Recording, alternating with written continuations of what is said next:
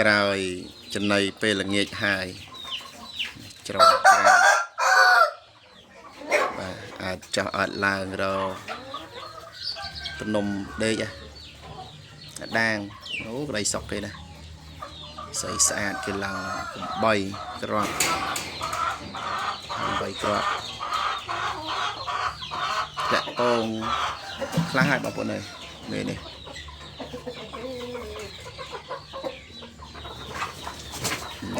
យ៉ាប្រមាញ់បាន2គ្រាប់តន់យកចេញផងឲ្យស្បុកលើនោះមេចាស់បានដាក់មកខ្លាចមេមុំនៅអត់ហ៊ានចោះដីពេលនេះគីឡូសិតតែ20លើទាំងអស់20 21 22